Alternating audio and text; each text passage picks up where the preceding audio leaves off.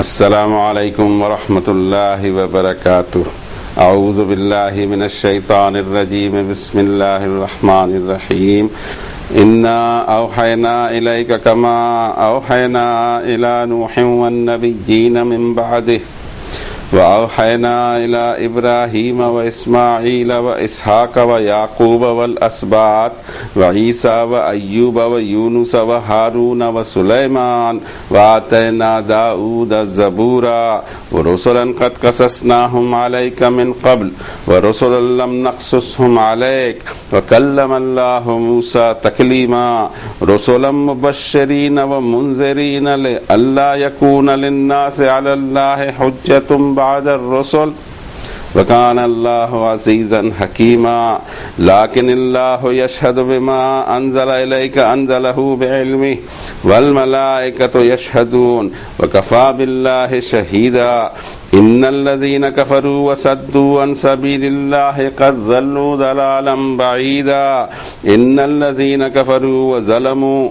لم يكن الله ليغفر لهم ولا ليهديهم طريقا إلا طريق جهنم خالدين فيها أبدا وكان ذلك على الله يسيرا يا أيها الناس قد جاءكم الرسول بالحق من ربكم فآمنوا خيرا لكم وإن تكفروا فإن لله ما في السماوات والأرض وكان الله عليما حكيما صدق الله العظيم وصدق رسوله النبي الكريم ونحن على ذلك لمن الشاهدين والشاكرين والحمد لله رب العالمين۔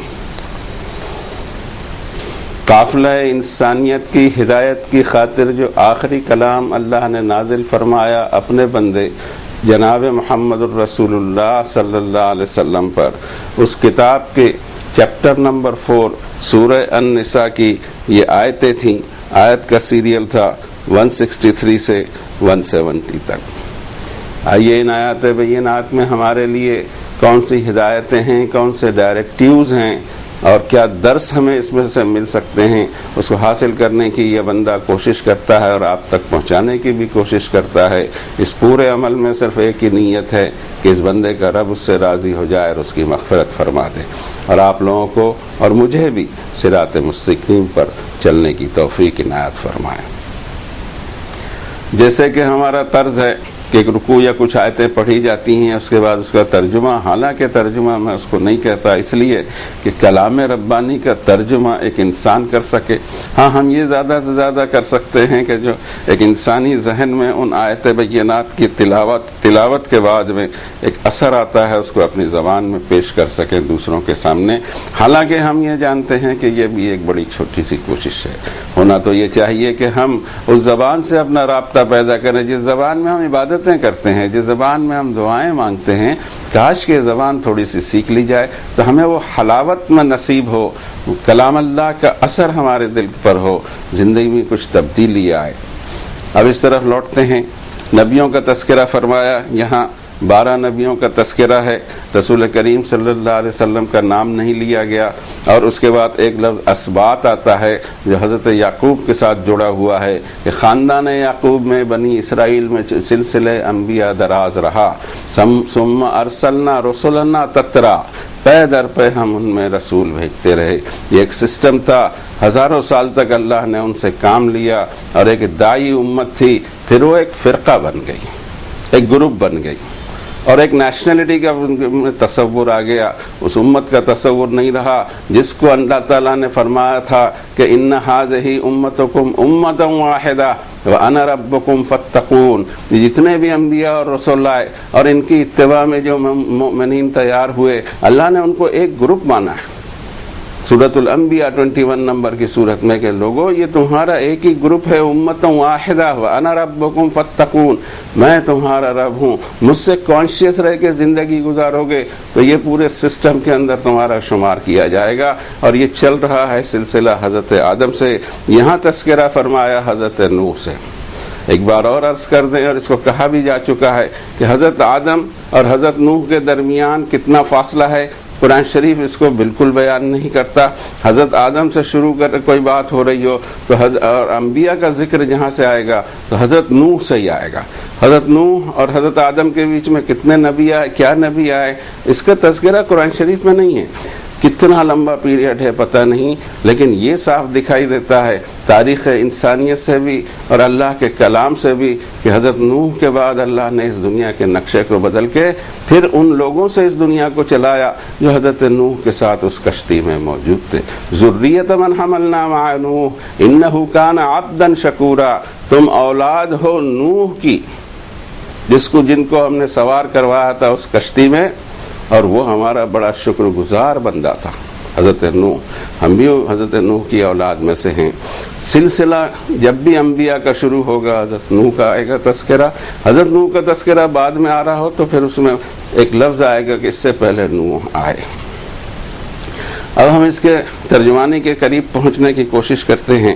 بے شک اے نبی صلی اللہ علیہ وسلم, ہم نے آپ کی طرف اسی طرح وحی فرمائی جس طرح ہم نے وحی فرمائی تھی حضرت نوح اور ان کے بعد انبیاء کے سلسلے پر, اور ہم ہی نے وحی فرمائی تھی حضرت ابراہیم, حضرت اسماعیل, حضرت اسحاق, حضرت یعقوب اور ان کی اولاد, اور حضرت عیسیٰ اور حضرت ایوب اور حضرت یونس اور حضرت ہارون اور حضرت سلیمان علیہم السلام.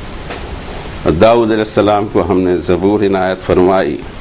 بہت سارے رسول جن کے واقعات ہم نے آپ پر بیان کیے اس سے پہلے, اور بہت سارے رسول جن کے واقعات ہم نے آپ پر بیان ہی نہیں کیے.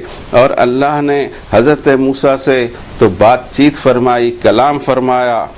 رسول ایسے جنہوں نے خوشخبریاں بھی دی اور جنہوں نے وارننگ بھی دی تاکہ قیامت کے دن انسانوں کا کوئی کلیم اللہ پر باقی نہ رہے ان رسولوں کے آ جانے کے بعد. اور اللہ ہر معاملے میں غالب حکمت والا ہے.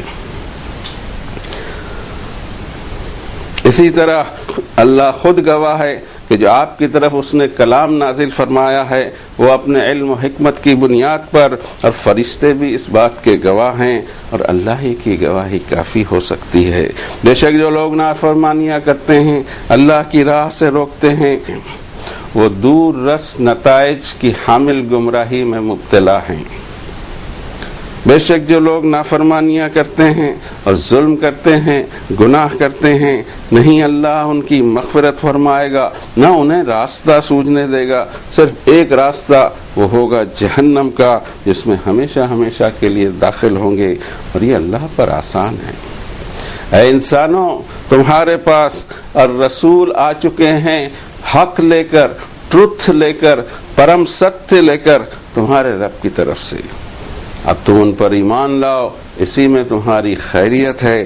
اور اگر تم نافرمانی کرو گے تو تمہیں پتہ ہونا چاہیے کہ تمہاری نافرمانی کا کوئی اثر اللہ پر نہیں پڑنے والا, اس لیے کہ آسمان اور زمین کی ہر شے اللہ کی ہے, اور ہے اللہ علم والا, حکمت والا. کوشش کی تھی ہم نے, یہاں ہمیں بتایا گیا اس سسٹم کو کہ یہ سسٹم کیا ہے. انبیاء, رسول اور کتاب, یہ کیا ضرورت ہے اس دنیا میں اور یہ کیسے ہونا چاہیے. ہدایت کا وہ پیکیج جو انسانی نظر سے غائب ہے اور کسی لیبورٹری میں اس کو دکھائی نہیں دے سکتا, کوئی ترقی آج تک اس میں نہیں ہوئی کہ موت کے بعد کیا. جبکہ زندگی پر غور کیا جائے تو ادھوری زندگی دکھائی دیتی ہے, اور جب اللہ کی کائنات پر غور کیا جائے تو کوئی چیز ادھوری نہیں دکھائی دیتی. پھر یہ زندگی کیوں ادھوری ہے؟ یہ زندگی اس لیے ادھوری ہے کہ اس کا کاؤنٹر پارٹ آنے کا ہے. اس کا ہر چیز کو اللہ نے پیئر میں پیدا کیا. وَكُلَّ شَيْءٍ خَلَقْنَا زَوْجَيْنِ لَعَلَّكُمْ تَذَكَّرُونَ, ہر شے کو ہم نے جوڑے میں پیدا کیا تاکہ تم نصیحت حاصل کرو اور ڈھونڈنے جاؤ کہ اس دنیا کا جوڑا کون سا ہے. اس دنیا کا جوڑا آخرت کی ابدالآباد زندگی ہے.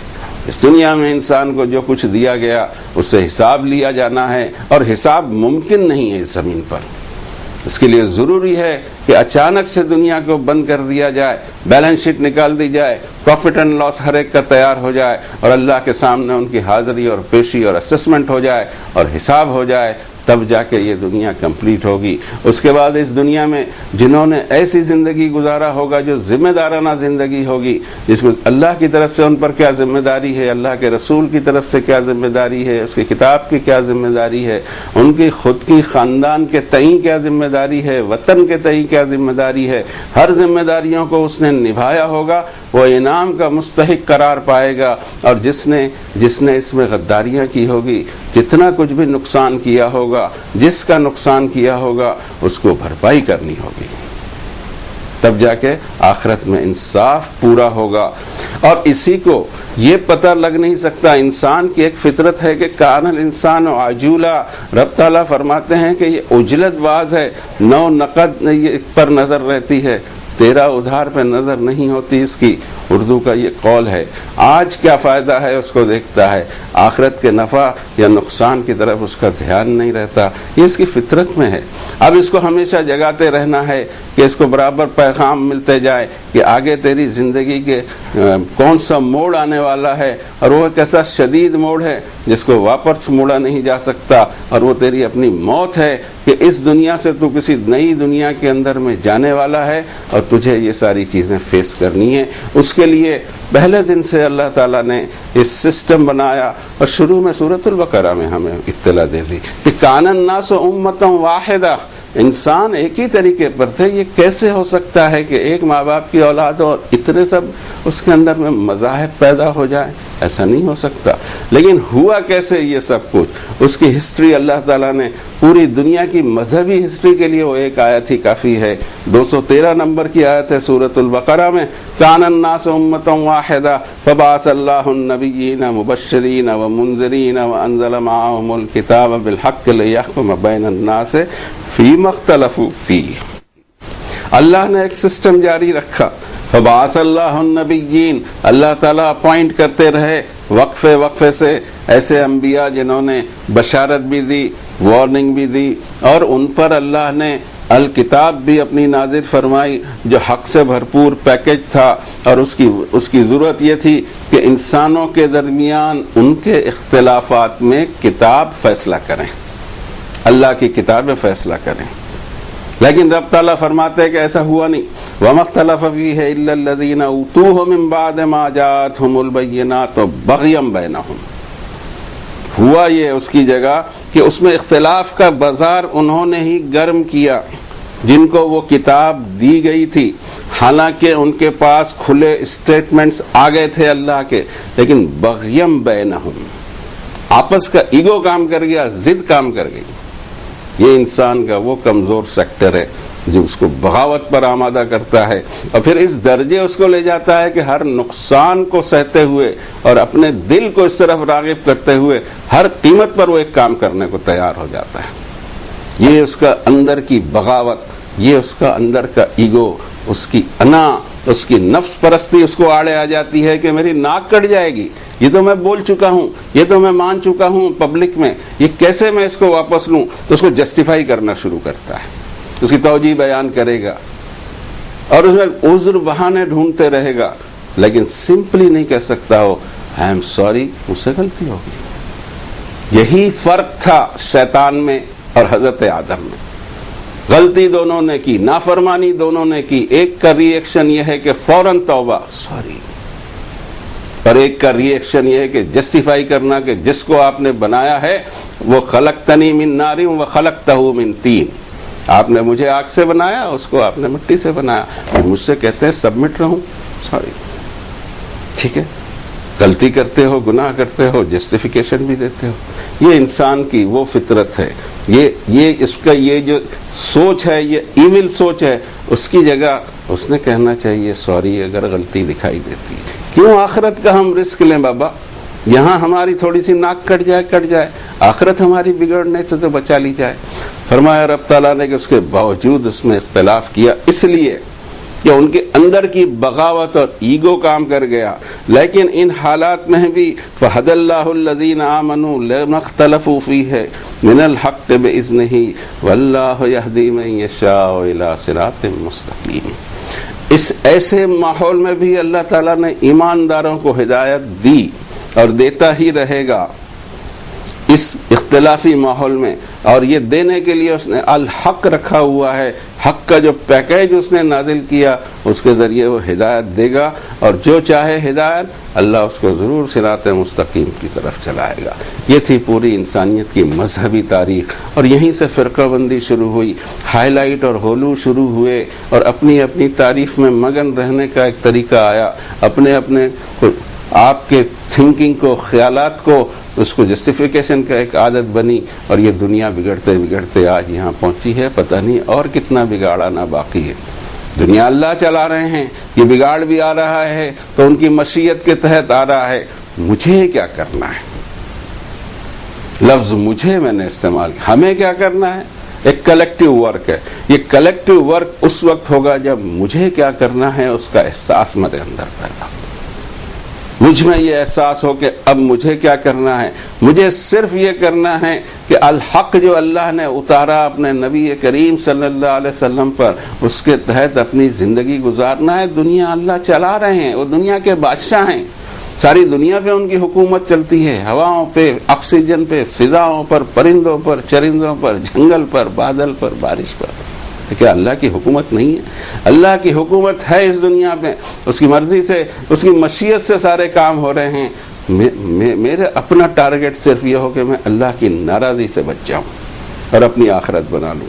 اور ایسے اور بھی ہزاروں لوگ تیار ہوں تو وہ گروپ بن جائیں گے. گروپ بنانے کی چیز نہیں ہوتی، انسان کو بنانا پڑتا ہے. انسان اگر اتنے متعدد تعداد میں ہو گئے تو خود ہی معاشرہ تبدیل ہو جاتا ہے. ایک ایماندار معاشرہ جنم لیتا ہے. تو اوپر سے لانے کی ضرورت نہیں. یہ جڑوں میں گراس روٹ لیول کا کام ہے. ایمان اوپر سے نہیں آنے والا. اور ان انبیاء کی شان میں رب تعالیٰ نے فرمایا کہ رسولن قد قصصناہم علیک من قبل، اے نبی صلی اللہ علیہ وسلم بعض رسولوں کے واقعات ہم آپ کو سنا چکے ہیں اس سے پہلے. ورسولا لم نقصصہم علیک، اور بہت سارے رسول ہیں کہ جن کے واقعات بھی بیان نہیں کیے. ایک سوال یہاں ضرور پیدا ہوتا ہے اور اکثر اٹھایا جاتا ہے کہ چند ہی انبیاء کا تذکرہ ہے. بعض 26 کہتے ہیں، 27 کہتے ہیں. جتنے بھی نبی ہوں کل آمن باللہ وملائکتہ وکتبہ ورسلہ لا نفرق بین احد من رسلہ. ہر نبی پر ہمارا ایمان ہے. کیا پتہ چائنا میں کب بھیجا ہو، کب جاپان میں بھیجا ہو، کب کس زبان میں بھیجا ہو، رشیا میں، سائبیریا میں، افریقہ میں، امریکہ میں، یورپ میں، ہندوستان میں. کیا کرنا ہے مجھے ہر ایک پر ایمان ہے جہاں بھی اللہ تعالیٰ نے جس نبی اور جس رسول کو اپوائنٹ کیا ہو اور جو کتاب نازل فرمائی ہو، میرا ایمان ہے.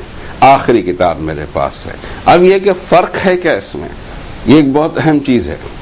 اور یہ جو تدریجاً اس طرح کا ہم اگر سمجھتے ہیں تو یہ بات بڑی غلط ہوگی. اس لیے کہ ہر نبی ایک ہی دعوت لے کر آیا. اس دعوت کے اندر جو جزیات ہم دیکھتے ہیں وہ دین نہیں ہے. اصل دین کے 3 پوائنٹس جو ہیں اسی کو ہائی لائٹ کرتا ہے قرآن شریف. اور کوئی اگر اس کو کہے کہ اس کے ہیڈنگز کیا ہیں تو سورۃ العصر،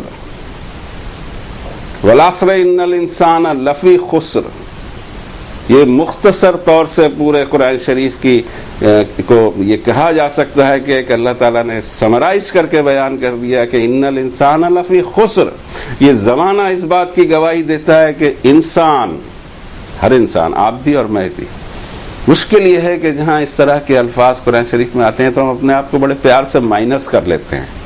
یہ دوسروں کے لیے ہے. جب لفظ انسان آئے گا، جب لفظ بنی آدم آئے گا تو میں خود بھی شامل رہوں گا.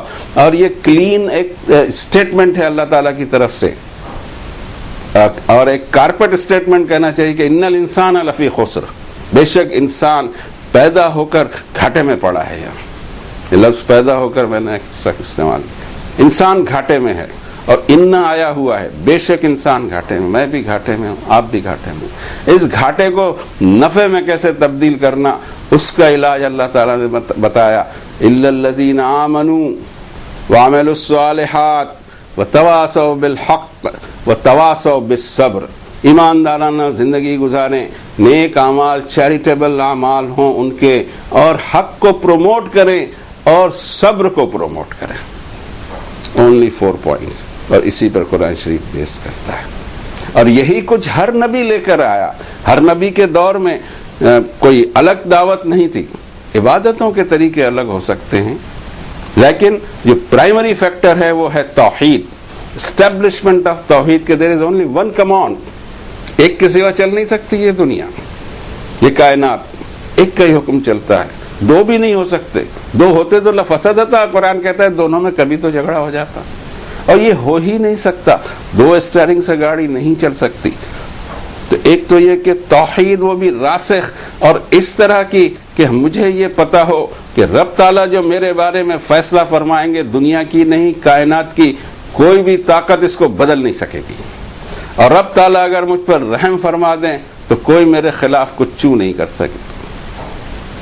یہ وہ توحید کا تصور نہیں، بلکہ اس حقیقت کو سویلو کرنا ہے، قبول کرنا ہے دل اور دماغ سے کہ یہی کچھ ہونے والا ہے، میرا رب بڑا عظیم ہے، میرا رب میرے ساتھ ہر وقت موجود ہے، کسی کی ضرورت کیا ہے اس کو کہ کوئی اور ایویڈنس کی ضرورت ہو یا کوئی سفارش کرتا پھرے، مجھے تو یہ دیکھنا ہے کہ میرا رب جب مجھے ہر لمحے دیکھ رہا ہے، اس لمحے سے جب سے اس نے مجھے زمین سے پک اپ دیا، اس لمحے سے جب اس نے میں اپنے والد کے بلڈ میں تھا اور پھر یہ دنیا میں آیا اور اس کے بعد میں مروں گا اور قبر میں میری ہڈیاں بوسیدہ ہو جائیں گی، اللہ کو پتا ہوگا۔ میرا ہر لمحہ جب اس کو پتا ہو تو وہاں کسی کی سفارش کی مجھے تو ضرورت نہیں ہے، الحمدللہ میرا رب جانتا ہے مجھے، بس یہ ہے کہ میں قلب سلیم لے کر حاضر ہو جاؤں۔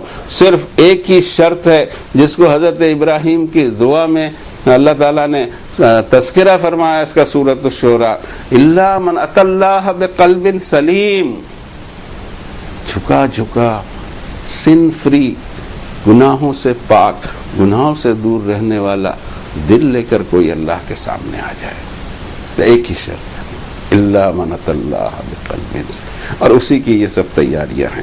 فرمایا رب تعالیٰ نے نام لے کر، اور میں نے عرض کیا تھا کہ ایک سوال بار بار آتا ہے کہ چند رسولوں کا تذکرہ کیوں ہے؟ اس میں دو تین چیزیں سمجھنے کی ہیں۔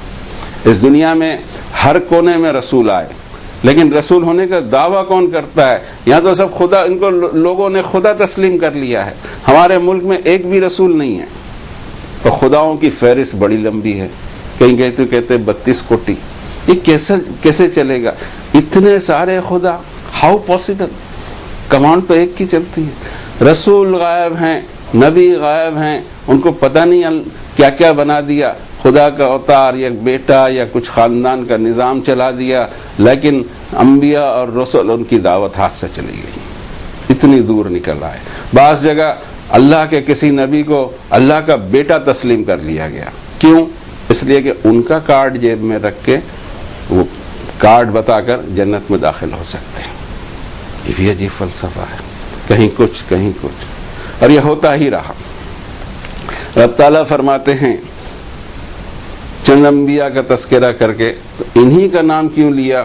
اس کی ایک وجہ یہ ہے کہ بہرحال مشرق وسطیٰ میں، مڈل ایسٹ میں جو دور رہا ہے، ایک 3000 سالہ دور ہے، حضرت ابراہیم سے لے کر حضرت عیسیٰ تک، اور پھر یہ ہمارے یہ 1400 ساڑھے 1400 سال، یہ پورا سلسلہ وہیں سے چلا ہوا ہے توحید کا، حضرت ابراہیم سے، کیونکہ ڈپارٹمنٹ وائز اگر دیکھا جائے، وَلَقَدْ أَرْسَلْنَا نُوحًا وَإِبْرَاهِيمَ وَجَعَلْنَا مِن ذُرِّيَّتِهِمُ النُّبُوَّةَ وَالْكِتَابَ فَمِنْهُم مُّهْتَدٌ وَكَثِيرٌ مِّنْهُمْ فَاسِقُونَ۔ 57 نمبر کی سورۃ شریفہ کی آیت ہے کہ ہم نے اپوائنٹ کیا، ہم نے بھیجا حضرت نوح کو اور حضرت ابراہیم کو، اور ان دونوں ہی کی اولاد میں ہم نے نبوت اور کتاب رکھی، اور یہ اولاد زیادہ تر پھیلی مڈل ایسٹ میں، نمبر 1۔ نمبر 2، اس قرآن سے پہلے کتاب جو ہدایت تھی، اس قرآن سے پہلے کتاب ہدایت تھی تورات شریف جو نازل کی گئی حضرت موسیٰ پر، وَمِن قَبْلِهِ کتاب موسیٰ اماما ورحمہ، اس قرآن کے پہلے موسیٰ علیہ السلام والی کتاب انسانیت کی ہدایت اور رحمت ہے انسانیت کے لیے، اور نبی کریم صلی اللہ علیہ وسلم نے بھی جو احکامات قرآن شریف میں آئے نہیں تھے تو ان احکامات کے لیے رجوع کرتے تھے آپ ان لوگوں سے جو یہودی تھے پہلے اور ایمان لے آئے تھے کہ تورات میں اس کے بارے میں کیا احکامات ہیں۔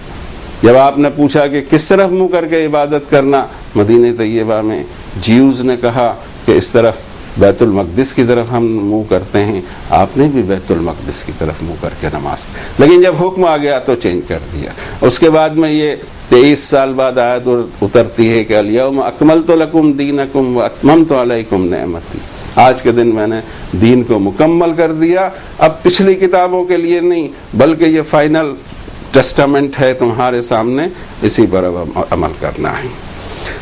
تو ان انبیاء کا تذکرہ کیا جن کا ذکر تورات اور انجیل میں تھا، اور جو اس علاقے میں جو بتایا گیا اس میں نبی کی حیثیت تھی، خدا کا درجہ نہیں دیا گیا تھا۔ صرف حضرت عیسیٰ کے بارے میں ایک نظریہ، وہ بھی رومن امپائر میں رومن چرچ کے ذریعے زبردستی رائج کیا گیا، اور حضرت عیسیٰ علیہ السلام کے 300 سال بعد یہ نظریہ ڈیولپ ہوا، اس سے پہلے ان کو رسول اور نبی مانا جاتا رہا، لیکن حالات کا دباؤ کہیے یا سیاسی پیترے بازی کہیے کہ رومن اس پارلیمنٹ نے قانون پاس کیا کہ وہ خدا کے بیٹے ہیں، نعوذ باللہ من ذالک، اور وہاں سے پھر یہ سلسلہ چلا۔ بہرحال باقی سب انبیاء کی لسٹ میں آتے ہیں، انہی کا تذکرہ اللہ تعالیٰ نے فرمایا، اس میں بھی سب کا نہیں، بعض کا تو صرف نام لیا، حضرت ادریس کا صرف نام لیا، اور انبیاء ہیں کچھ ایسے دکھائی دیتے ہیں کہ بنی اسرائیل کے زیادہ ہیں، اس میں بنی اسرائیل کے باہر میں ذوالکفل ایک نام ملتا ہے ہمیں، اور ایک دو نام ملتے ہوں گے، لیکن سوال یہ نہیں ہے، سوال یہ ہے کہ ان کی دعوت کیا تھی۔ ان کی دعوت یہی تھی کہ رسولا مبشرین و منذرین لئلا یکون للناس علی اللہ حجۃ بعد الرسل، انبیاء اور رسولوں کے بارے میں یہ خاص سرٹیفکیٹ اللہ تعالیٰ دیتے ہیں کہ مبشر بھی ہوتے ہیں اور منذر بھی، اس کو سمجھنے کی ضرورت ہے۔ بشارت کس طرح کی؟ انبیاء علیہ السلام نے، اس میں خاص 2 نبیوں کا تذکرہ یہاں کروں گا، اور پھر جناب رسول اللہ صلی اللہ علیہ وسلم کا تذکرہ تو ہمارے سامنے موجود ہی ہے۔ حضرت موسیٰ علیہ السلام اور حضرت عیسیٰ علیہ السلام دونوں کے زمانے میں اتنے پیچیدہ حالات تھے، ایک ظالم حکومت ان کے سر پہ مسلط تھی، حضرت موسیٰ کی قوم اقلیت میں تھی اور اکثریت ان پر جبر اور تشدد اور اتنا ظلم روا رکھتی تھی کہ یذبحون ابناءہم ویستحیون نساءہم، ان کے بیٹوں کو قتل کر ڈالتے تھے، بیٹیوں کو زندہ چھوڑتے تھے۔ پتہ نہیں کس جرم کی سزا بنی اسرائیل کو فرعونی دیے چلے جا رہے تھے۔ اس ماحول میں کیسے کام کرنا، اس میں ہڑتالیں کروانی، اس میں جلوس نکلوانے، اس میں سیاسی اٹھا پٹک کروانی ہے، یا رسولا مبشرین و منذرین کا رول ادا کرنا ہے؟ اور یہ رول ادا کیا انبیاء نے۔ حضرت عیسیٰ کے بھی واقعات کم و بیش یہ تھے، حالانکہ منظرنامہ دوسرا تھا، وہاں اقلیت اکثریت پر حکومت کر رہی تھی، اور اکثریت گناہوں میں اتنی ڈوبی ہوئی تھی، اتنے زیادہ اختلاف تھے روزانہ کے لڑائی جھگڑے کہ اللہ نے فورن پاور ان پر مسلط کر دیا۔ فورن پاور مسلط کر دیے جاتے ہیں اللہ کی مشیت کے تحت، اکثریت پر اقلیت حکومت کرنے لگ جاتی ہے۔ ایسے بھی ہوئے ہیں۔ حضرت موسیٰ کے دور پہ یہ تھا کہ میجورٹی مائنورٹی پہ ظلم کر رہی تھی، اور یہاں حالات یہ تھے کہ مائنورٹی حکومت کر رہی تھی میجورٹی پر۔ لیکن ان دونوں ہی حالات میں اللہ کے زبردست جلیل القدر 2 نبی، جس کا ایک پہ تذکرہ کرتے ہیں کلم اللہ موسیٰ تکلیما، موسیٰ کو ہم نے شرف دیا کہ اسے کلام فرمایا۔ حضرت عیسیٰ کے بارے میں اگلے رکوع میں آئے گا، اللہ کی طرف سے کلمہ، روح، آیت، اتنے لقب القاب حضرت عیسیٰ کو دیے گئے۔ انہوں نے کیا رول اختیار کیا؟ مبشرین منذرین۔ مبشر کس طرح؟ مبشر ان کو مظلوموں کے لیے کہ دیکھو یہ جو ظلم ہو رہا ہے پورا کمپنسیٹ ہوگا، یہ اللہ تم کو پورے جتنے بھی ظلم ہو رہے ہیں اس کو پورا کا پورا پیمنٹ دلائے گا، تم کو صبر کے ساتھ مثبت طریقے سے پازیٹیولی اس کو فیس کرنا ہے۔ اس میں بزدلی کی تعلیم نہیں ہے، اس میں صبر کی تعلیم ہے۔ ہم نے صبر کو بزدلی کا نام دیا کہ جہاں میرا دباؤ نہ چلے، جہاں میری طاقت نہ چلے، وہاں تو صبر کر لیں، صبر کر لیجیے، کیا کر سکتے ہیں؟ یہ بزدلی ہے۔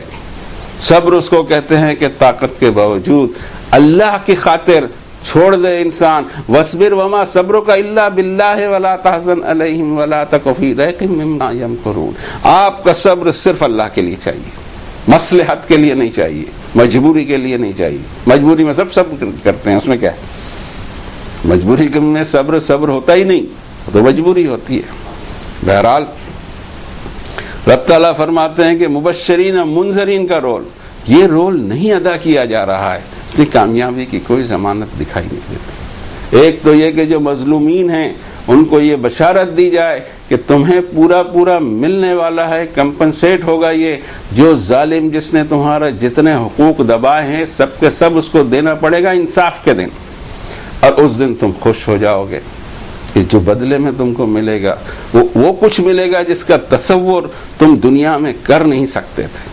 ایسی زبردستی، بشرطے کہ تم مثبت صبر کر جاؤ، پازیٹیو صبر کر جاؤ۔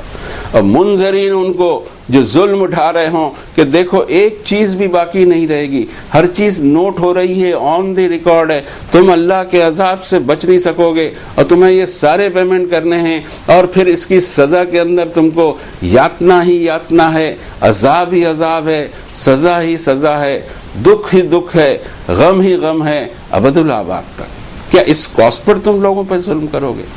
رسلا مبشرین و منذرین لئلا یکون للناس علی اللہ حجۃ بعد الرسل۔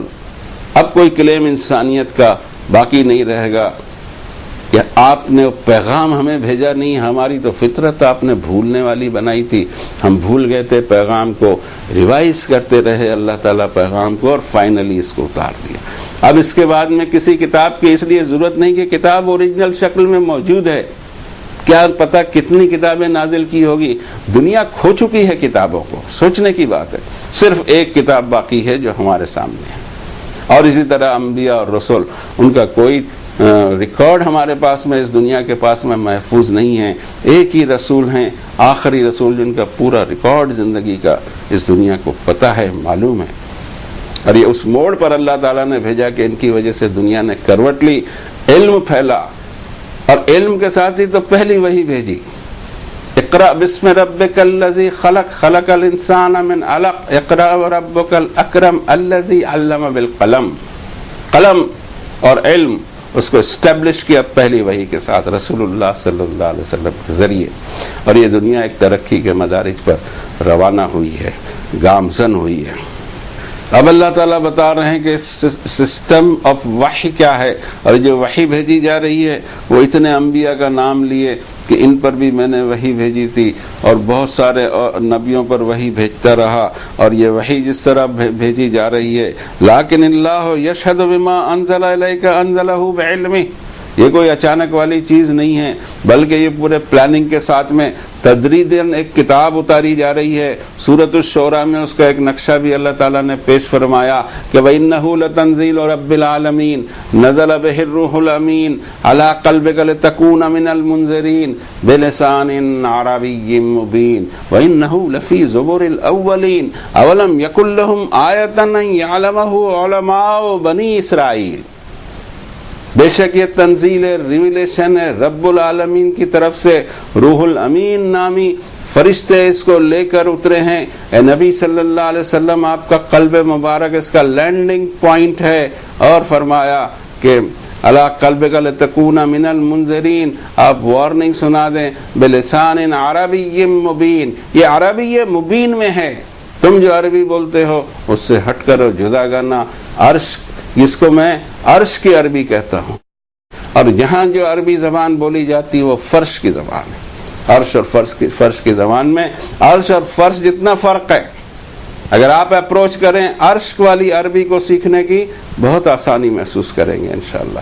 فرمایا رب تعالیٰ نے کہ وَإِنَّهُ لَفِي زُبُرِ الْأَوَّلِينَ، یہی تعلیم میں نے پچھلے صحیفوں میں بھی دی تھی۔ اور کیا یہ بات کافی نہیں کہ علماء بنی اسرائیل اس کو جانتے ہیں؟ جان بوجھ کر انکار کیا جاتا ہے۔ اور پھر یہ بھی فرمایا کہ وما تنزلت بہ الشیاطین، اس قرآن کے ساتھ میں جب اس کا ریویلیشن جاری ہو، شیاطین اتر نہیں سکتے، وما ينبغي لهم وما يستطيعون، یہ ان کی کیپیسٹی کا کام نہیں، ان میں کوئی کیپیسٹی اس طرح کی رکھی نہیں گئی کہ جب میری تنزیل ہو رہی ہو میرے کلام کی تو وہ بیچ میں آ سکیں۔ انہم عن السمع لمعزولون، انہیں تو سماعت سے بھی معزول کر دیا گیا، سن بھی نہیں پاتے ہیں۔ اور یہ اس طرح سے پورے سسٹم کو اللہ تعالیٰ نے نازل فرمایا کہ اس میں سے لا یأتیہ الباطل من بین یدیہ ولا من خلفہ تنزیل من حکیم حمید، باطل نہ اس کے دائیں بائیں آگے پیچھے کہیں سے داخل نہیں ہو سکے گا. اور پھر اس کی حفاظت کی ذمہ داری دی، انا نحن نزلنا الذکر وانا لہ لحافظون، اس نصیحت نامے کو ہم نے نازل کیا اور ہم ہی اس کی حفاظت کریں گے. اس لیے پچھلے 1450 سال سے ایک لفظ ادھر ہوئے ادھر اور ایک آیت ادھر ادھر ہوئے بنا ہمارے سامنے موجود ہے. اللہ تعالیٰ کا کوئی کم بڑا احسان نہیں ہے. اب رب تعالیٰ فرماتے ہیں کہ اتنے انتظام کے باوجود جو لوگ اب نافرمانی کریں گے، میرے پیغامات کی نافرمانی کی، وصدوا عن سبیل اللہ قد ضلوا ضلالا بعیدا ان الذین کفروا وظلموا لم یکن اللہ لیغفر لهم ولا لیہدیہم طریقا الا طریق جہنم خالدین فیہا ابدا وکان ذلک علی اللہ یسیرا.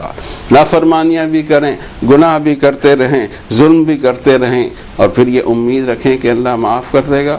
نو، بلکہ ان کو اس راہ پر چلائے گا جس کا اینڈ اور جس کی آخری منزل جہنم ہوگی. اس کے بعد فرماتے ہیں رب تعالیٰ یا ایھا الناس قد جاءکم الرسول بالحق من ربکم فآمنوا خیرا لکم. اے انسان، سب کی طرف اللہ نے اپنے نبی کو بھیجا ہے. ہم یہ کہیں کہ پروفٹ ہمارے ہیں، یہ بات غلط ہوگی. پروفٹ ساری انسانیت کے لیے ہیں. فرمایا رب تعالیٰ نے کہ اے انسانوں، تمہارے پاس ہمارے رسول آ چکے ہیں حق کے پیکیج کو لے کر. اب تمہارا کام یہ ہے کہ تم ایمان لاؤ اور ایمانداری کی زندگی شروع کر دو. اسی میں تمہارے لیے خیریت ہے، نہیں تو کوئی اور راستہ تمہارے لیے بچا نہیں ہے. وَإِن تَكْفُرُوا، اگر تم نافرمانی کرتے ہو، ریجیکٹ کرتے ہو، تو تمہیں یہ یاد رہنا چاہیے کہ فَإِنَّ لِلَّهِ مَا فِي السَّمَاوَاتِ وَالْأَرْضِ، زمین اور آسمان سارا کا سارا اللہ ہی کا ہے. تمہارے ایمان لانے یا نہ لانے سے اللہ کو کوئی فرق نہیں پہنچتا. اللہ هو الغنی الحمید، اس کو کسی چیز کی کوئی سروکار یا کوئی درکار یا کوئی ضرورت یا کوئی احتیاج ہو ہی نہیں سکتا. یہ تو میرا اپنا فائدہ ہے کہ مجھے ایمانداری سے زندگی گزارنی ہے، اس لیے کہ وہ جو سزا دے گا وہ بے مثال ہوگی، اور اگر اس نے جزا اور انعام دیا تو وہ بھی بے مثال ہوگا. وَإِن تَكْفُرُوا فَإِنَّ لِلَّهِ مَا فِي السَّمَاوَاتِ وَالْأَرْضِ وَكَانَ اللَّهُ عَلِيمًا حَكِيمًا. صدق اللہ العظیم. اللہ سے دعا ہے ہدایت پر ہم کو قائم رکھے.